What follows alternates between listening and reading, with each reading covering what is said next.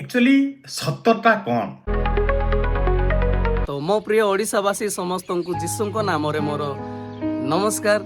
मु बाध्य होइकि ए भिडियोटा बनाऊँ कारण मु अनेक भिडियो देखिली जो लोक मैंने जीशुक विषय रे बाइबल विषय रे वाक्य विषय रे मन इच्छा कथा कहते जोटा मते बिल्कुल पसंद है ना। आज मु चेष्टा करी ए बाइबल रु ही से किसी मु उत्तर देवा चाहिए। एणु दयाकोरी शेष पर्यंत मो सहित ए भिडियो रे रुहंतु। आपण आमर गोटे प्रभु को पूजा करंतु जो प्रभु आपण मानक पई देह त्याग करथिले केमिति सेतेबेले तो माने जीसु थिले तमर सेठी जेरुजेलम ना कोन सियाडे सी आसी के आम मानक पई काई देह त्याग करिवे आम मानक संगर तांकर किछ तो संपर्क नाही। जीशु जेरुसालेम रे आसिले हेले जीशुंकर प्रयोजन ओडिशा रे कोन अछि बा भारत रे कोन अछि बा जीशुंकर संपर्क भारत बा ओडिशा किंबा विश्व सहित जीशुंकर संपर्क कोन अछि ए विषय रे मु बाइबल रु ही अध्ययन करबाकू चाहिबी पुणी उत्तर देबाकू चाहिबी। पवित्र बाइबल रो सुसमाचार पुस्तक रु जहन लिखित सुसमाचार तार 3:16 रे लेखा हेछि कारण ईश्वर जगत को एडे प्रेम कले जे से अपना अद्वितीय पुत्र को दान कले जेपरि जे केही ताहांको ठारे विश्वास करे से विनष्ट न होई अनंत जीवन प्राप्त हुए।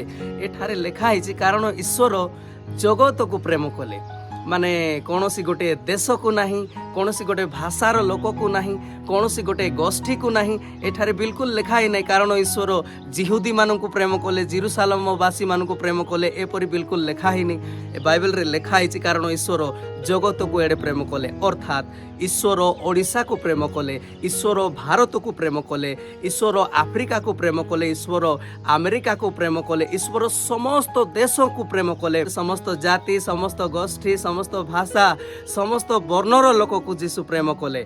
जीशु कौनसी डिस्ट्रिक्ट वाइज स्टेट वाइज प्रभु नुहंती जीशु समग्र विश्वमंडलर प्रभु अटंती।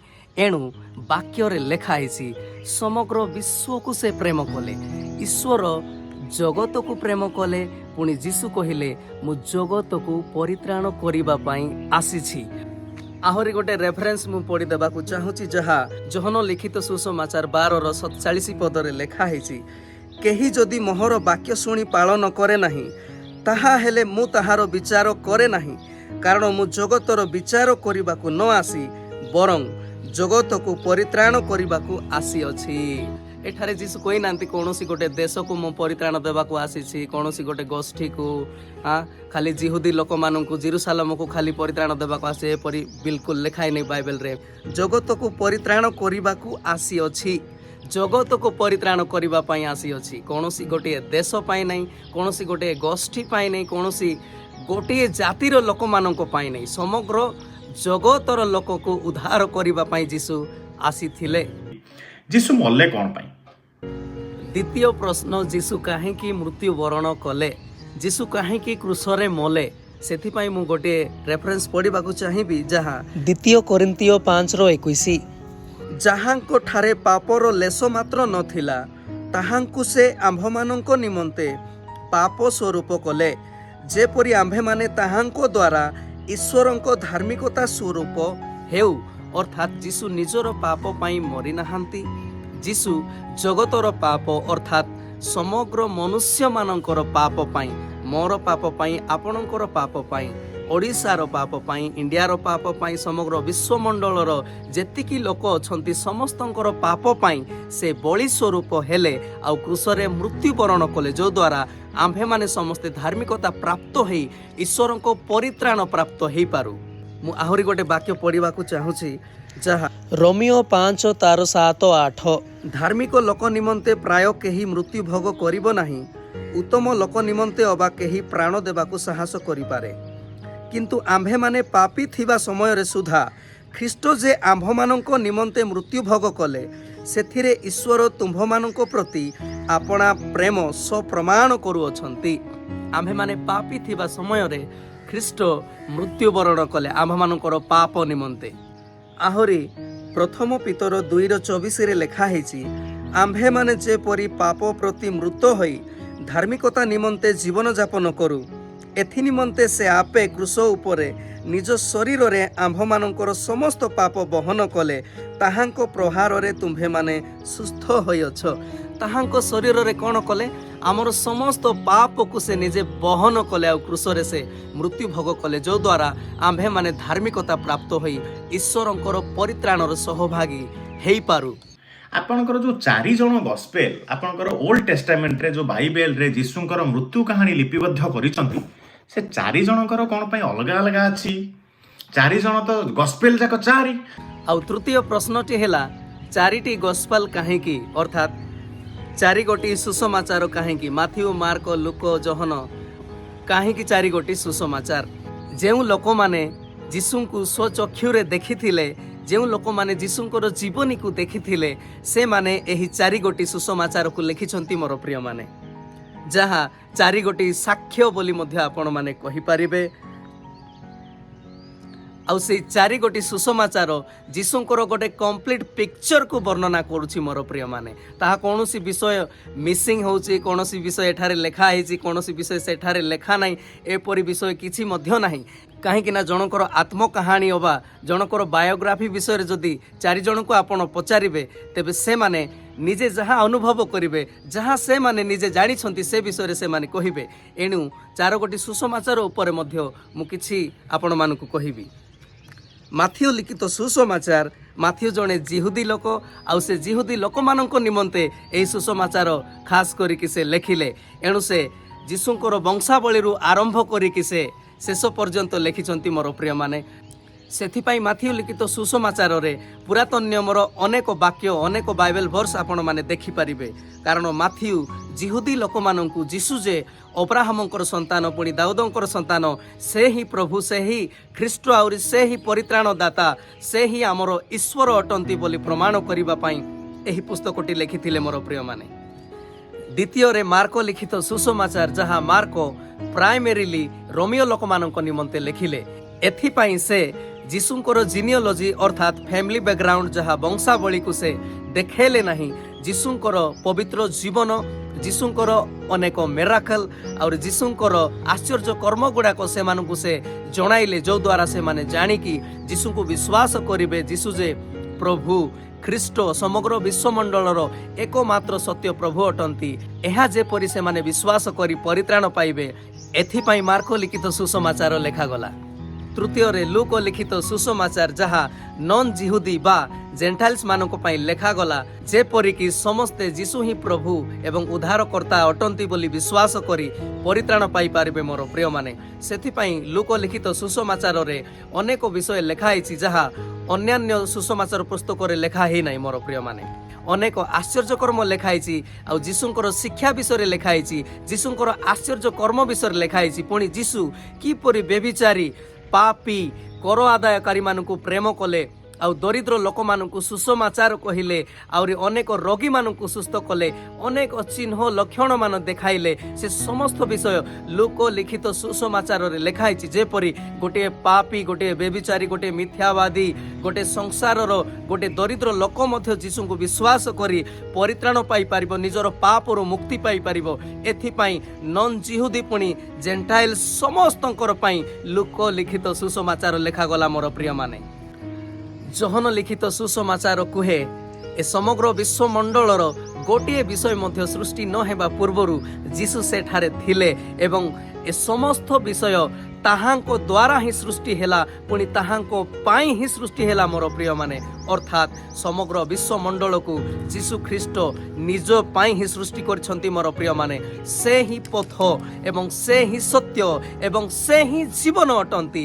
ଏହା ଜହନ ଲିଖିତ ସୁସମାଚାରରେ ଲେଖା ହେଇଛି ମୋର ପ୍ରିୟମାନେ, ଯାହା ଜହନ 8:12 ମଧ୍ୟ ଲେଖା ହେଇଛି, ମୁଁ ଜଗତର ଜ୍ୟୋତି, କୌଣସି ଗୋଟିଏ ଦେଶର ଜ୍ୟୋତି ନୁହେଁ, ଗୋଟେ ରାଜ୍ୟ, ଗୋଟେ ଡିଷ୍ଟ୍ରିକ୍ଟର ଜ୍ୟୋତି ନୁହେଁ, ମୁଁ ଜଗତର ଜ୍ୟୋତି, ଓଡ଼ିଶାର ଜ୍ୟୋତି, ଭାରତର ଜ୍ୟୋତି, ସମଗ୍ର ବିଶ୍ୱମଣ୍ଡଳର ଜ୍ୟୋତି ସେ ଅଟନ୍ତି ମୋର ପ୍ରିୟମାନେ।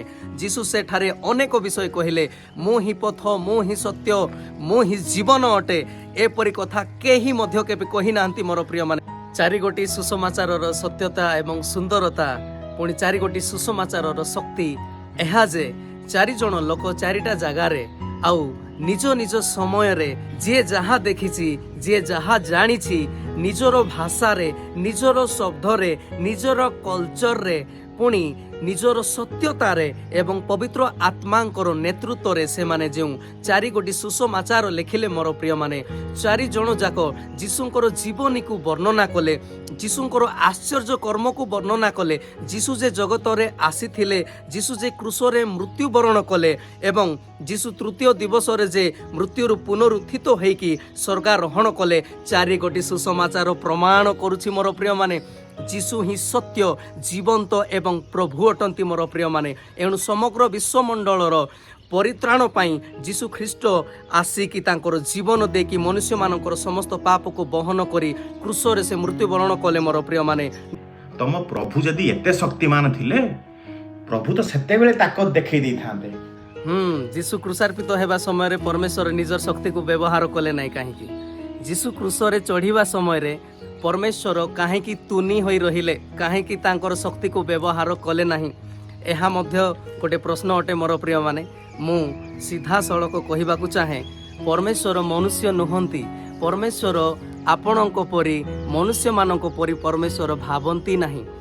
ପରମେଶ୍ୱର ମନୁଷ୍ୟ ପରି ନାହାନ୍ତି ଯେ ଆପଣମାନଙ୍କୁ ପରମେଶ୍ୱର ଝଗଡ଼ା କରିବାକୁ ପଳେଇ ଆସିବେ। ପରମେଶ୍ୱର ଅଟନ୍ତି ସେ, ଆଉ କେତେବେଳେ ତାଙ୍କର ଶକ୍ତି ବ୍ୟବହାର କରିବା ଉଚିତ ସେ ନିଜେ ଜାଣିଛନ୍ତି ମୋର ପ୍ରିୟମାନେ। ସେ ପାପୀମାନଙ୍କୁ ମାରିବା ପାଇଁ ନାହିଁ, ପାପୀମାନଙ୍କୁ ପାପରୁ ବଞ୍ଚାଇବା ପାଇଁ, ପାପରୁ ଉଦ୍ଧାର କରିବା ପାଇଁ, ସେମାନଙ୍କର ପାପରୁ କ୍ଷମା ଦେଇ ପରିତ୍ରାଣ କରିବା ପାଇଁ ଯୀଶୁ ଆସିଥିଲେ। ଧଳା ସୁଶୋଭିତ ଆସନରେ ସେ ଦେଖିଲେ ଯୀଶୁଖ୍ରୀଷ୍ଟ ସ୍ୱୟଂ ଉଠିକି ଭଗବାନଙ୍କ ହାତ ଧରିକି ଚାଲି ଚାଲିକି ପଳେଇଲେ। ଯୀଶୁ ପୁନର୍ଜୀବିତ ହେଲା ପରେ 40 ଦିନ ପୃଥିବୀରେ ଥିଲେ। ପୁଣି ଅନେକ ଲୋକଙ୍କୁ ସେ ଦେଖାଦେଲେ, ଅନେକ ଲୋକଙ୍କୁ ସେ କଥା ହେଲେ, ପୁଣି ଅନେକ ପ୍ରମାଣ ସେ ଦେଲେ ମୋର ପ୍ରିୟମାନେ। ଆସନ୍ତୁ ଗୋଟିଏ ବାକ୍ୟ ଅଧ୍ୟୟନ କରିବା ପବିତ୍ର ବାଇବେଲରୁ, ଯାହା ପ୍ରେରିତ 1:3 ଲେଖା ହେଇଛି। ସେ ମଧ୍ୟ ଆପଣା ଦୁଃଖ ଭୋଗ ଉତ୍ତାରେ ଅନେକ ପ୍ରମାଣ ଦ୍ୱାରା ସେମାନଙ୍କ ନିକଟରେ ନିଜକୁ ସଜୀବ ଦେଖାଇଲେ। ପୁଣି 40 ଦିନ ପର୍ଯ୍ୟନ୍ତ ବାରମ୍ବାର ସେମାନଙ୍କୁ ଦର୍ଶନ ଦେଇ ଈଶ୍ୱରଙ୍କ ରାଜ୍ୟ ସମ୍ବନ୍ଧୀୟ ବିଷୟ ଗୁଡ଼ିକ କହିଲେ। 1 Corinthians 15:4-6 ଲେଖା ହେଇଛି, ସମାଧି ପ୍ରାପ୍ତ ହେଲେ, ଶାସ୍ତ୍ର ଅନୁସାରେ ତୃତୀୟ ଦିବସରେ ଉତ୍ଥିତ ହେଲେ। ସେ କେଫାଙ୍କୁ ଆଉ ତାହାପରେ 12ଙ୍କୁ ଦର୍ଶନ ଦେଲେ। ଏ ଉତ୍ତାରେ ଏକାଥରେ 500 ଠାରୁ ଅଧିକ ଭାଇମାନଙ୍କୁ ଦର୍ଶନ ଦେଲେ। ସେମାନଙ୍କ ମଧ୍ୟରୁ ଅଧିକାଂଶ ଆଜି ପର୍ଯ୍ୟନ୍ତ ଜୀବିତ ଅଛନ୍ତି, କିନ୍ତୁ କେହି କେହି ମହାନିଦ୍ରା ପ୍ରାପ୍ତ ହୋଇଅଛନ୍ତି। ଦେଖନ୍ତୁ, ଏଠାରେ ଲେଖା ହେଇଛି 500 ଠାରୁ ଅଧିକ ଭାଇମାନଙ୍କୁ ସେ ଦର୍ଶନ ଦେଲେ। ମୋର ପ୍ରିୟମାନେ, ଯୀଶୁ ବାରମ୍ବାର ତାହାଙ୍କର ଶିଷ୍ୟ ପୁଣି ଅନେକ ଲୋକମାନଙ୍କୁ ସେ ପୁନର୍ଜୀବିତ ହେଲା ପରେ ଅନେକ ଲୋକମାନଙ୍କୁ ସେ ଦର୍ଶନ ଦେଇ ତାହାଙ୍କ ସହିତ ସେ କଥାବାର୍ତ୍ତା ହେଲେ। ଆଚ୍ଛା, ତାପରେ ଜୀବନ୍ତ ହେଇକି ଗଲେ କୁଆଡେ? ଯୀଶୁ କେମିତି ସ୍ୱର୍ଗାରୋହଣ କଲେ, ଯୀଶୁ କେମିତି ସ୍ୱର୍ଗରେ ଗଲେ, ସେ ବିଷୟରେ ମଧ୍ୟ ଆମେ ଧ୍ୟାନ କରିବା, ଯାହା ପ୍ରେରିତ 1:9-12 ପର୍ଯ୍ୟନ୍ତ ଆମେ ଦେଖିବା। ସେ ଏହି ସମସ୍ତ କଥା କହିବା ଉତ୍ତାରେ ସେମାନେ ଦେଖୁ ଦେଖୁ ସେ ଉର୍ଦ୍ଧ୍ୱକୁ ନୀତ ହେଲେ, ଆଉ ଖଣ୍ଡେ ମେଘ ତାହାଙ୍କୁ ସେମାନଙ୍କ ଦୃଷ୍ଟିଗୋଚରରୁ ଘେନିଗଲା। ସେ ଯାଉ ଯାଉ ସେମାନେ ଆକାଶ ଆଡ଼କୁ ଏକ ଦୃଷ୍ଟିରେ ଚାହିଁ ଅଛନ୍ତି। ଏପରି ସମୟରେ ଦେଖ, ଶୁକ୍ଳ ବସ୍ତ୍ର ପରିହିତ 2 ଜଣ ପୁରୁଷ ସେମାନଙ୍କ ନିକଟରେ ଉପସ୍ଥିତ ହେଲେ। ପୁଣି ସେମାନେ କହିଲେ, ହେ ଗାଲିଲୀୟ ଲୋକେ, କାହିଁକି ତୁମ୍ଭେମାନେ ଆକାଶ ଆଡ଼କୁ ଚାହିଁ ଠିଆ ହୋଇଅଛ? ଏହି ଯେଉଁ ଯୀଶୁ ତୁମ୍ଭମାନଙ୍କ ନିକଟରୁ ସ୍ୱର୍ଗରେ ଗୃହୀତ ହେଲେ, ତାହାଙ୍କୁ ତୁମ୍ଭେମାନେ ଯେଉଁ ପ୍ରକାରେ ସ୍ୱର୍ଗକୁ ଯିବାର ଦେଖିଲ, ସେ ସେହି ପ୍ରକାରେ ଆଗମନ କରିବେ। ଅର୍ଥାତ୍ ଯୀଶୁ ଯେମିତି ସ୍ୱର୍ଗକୁ ଗୃହୀତ ହେଇଛନ୍ତି, ଯୀଶୁ ଦ୍ୱିତୀୟ ଆଗମନରେ ସେହିପରି ଆଉ ଥରେ ଆସିବେ ମୋର ପ୍ରିୟମାନେ। ଏହି ସମସ୍ତ ବିଷୟ ପ୍ରମାଣ କରିବା ପାଇଁ ଅବା ଏହି ସମସ୍ତ ପ୍ରଶ୍ନର ଉତ୍ତର ଦେବା ପାଇଁ ବାଇବେଲରେ ଅନେକ ବର୍ଷ ଅଛି, ଅନେକ ବାକ୍ୟ ଅଛି, ଅନେକ କଥା ଅଛି ମୋର ପ୍ରିୟମାନେ। କିନ୍ତୁ ମୁଁ ଅଳ୍ପ ସମୟ ଭିତରେ ଏ ସମସ୍ତ ବିଷୟ କହିବାକୁ ଚାହିଁଲି, ଏଣୁ 1-2ଟା ଲେଖି ରେଫରେନ୍ସ ଦେଇକି ସମସ୍ତ ବିଷୟକୁ ମୁଁ ପ୍ରମାଣ କରିବା ପାଇଁ ଚେଷ୍ଟା କରିଛି ମୋର ପ୍ରିୟମାନେ। ପୁଣି ଯାହା ଶେଷରେ ଆମେ ଅଧ୍ୟୟନ କଲୁ ଯେ ସେ ଯେପରି ସ୍ୱର୍ଗକୁ ନୀତ ହେଇଛନ୍ତି, ସେହିପରି ସେ ଗୋଟେ ଦିନ ଆସିବେ ମୋର ପ୍ରିୟମାନେ, ଯାହା ଆମେ ବିଶ୍ୱାସ କରୁ ତାହା ଯୀଶୁଙ୍କର ଦ୍ୱିତୀୟ ଆଗମନ। ତେବେ ସେଦିନ ସେ ସମସ୍ତଙ୍କର ବିଚାର କରିବା ପାଇଁ ଆସିବେ, ପୁଣି ସମସ୍ତଙ୍କର ନିଜ ନିଜର କର୍ମର ଫଳ ଦେବା ପାଇଁ ସେ ଆସିବେ ମୋର ପ୍ରିୟମାନେ। ଯେଉଁମାନେ ସୁସମାଚାରକୁ ଶୁଣି ବିଶ୍ୱାସ କରିବେ ନାହିଁ, ପୁଣି ଯୀଶୁ ହିଁ ପ୍ରଭୁ ଏବଂ ଉଦ୍ଧାରକର୍ତ୍ତା, ଏକମାତ୍ର ସତ୍ୟ ଜୀବନ୍ତ ସୃଷ୍ଟିକର୍ତ୍ତା ପରିତ୍ରାଣଦାତା ପରମେଶ୍ୱର ବୋଲି ଯଦି ଯୀଶୁଙ୍କୁ କେହି ବିଶ୍ୱାସ କରିବ ନାହିଁ, ସେଦିନ ସେ ନିଶ୍ଚିତ ଦଣ୍ଡିତ ହେବ ମୋର ପ୍ରିୟମାନେ। ଆଉ ସେ ଦଣ୍ଡ ପାଇବ ମୋର ପ୍ରିୟମାନେ, କାରଣ ଯୀଶୁ ଗୋଟେ ଦିନ ସମସ୍ତଙ୍କର ବିଚାର କରିବା ପାଇଁ ସେ ଆସିବାକୁ ଯାଉଛନ୍ତି ମୋର ପ୍ରିୟମାନେ। ଯେଉଁ ଭାଇମାନଙ୍କ ମନରେ ଡାଉଟ୍ ଅଛି, ଯେଉଁ ଭାଇମାନଙ୍କ ମନରେ ବାଇବେଲକୁ ନେଇ ଯୀଶୁଙ୍କ ଜୀବନକୁ ନେଇ ଡାଉଟ୍ ଅଛି, ସେମାନେ କ୍ୱେଶ୍ଚିନ୍ ପଚାରି ପାରିବେ। ମୁଁ ଅନୁରୋଧ କରିବି ସେଇ ଭାଇମାନଙ୍କୁ, ସବୁଦିନ ଆପଣମାନେ ବାଇବେଲ ପଢ଼ନ୍ତୁ। ପୁଣି ଯାହା ମଧ୍ୟ ଆପଣଙ୍କର ପ୍ରଶ୍ନ ଅଛି, ଡାଉଟ୍ ଅଛି, ଦୟାକରି ଆପଣମାନେ ୟୁଟ୍ୟୁବରେ ପଚାରନ୍ତୁ। ମୁଁ କିମ୍ବା ଆମର ସମସ୍ତ ଖ୍ରୀଷ୍ଟୀୟ ଭାଇ ଭଉଣୀମାନେ ଆମେ ଚେଷ୍ଟା କରିବୁ ଆପଣଙ୍କ ପ୍ରଶ୍ନର ଉତ୍ତର ଦେବା ପାଇଁ। ଭିଡ଼ିଓ ସମ୍ପୂର୍ଣ୍ଣ ଦେଖିଥିବାରୁ ଧନ୍ୟବାଦ। ଏହି ଭିଡ଼ିଓକୁ ପୂର୍ଣ୍ଣ ମାତ୍ରାରେ ସେୟାର କରି ପ୍ରଭୁଙ୍କର ମହିମା କରନ୍ତୁ। ଆମେନ୍।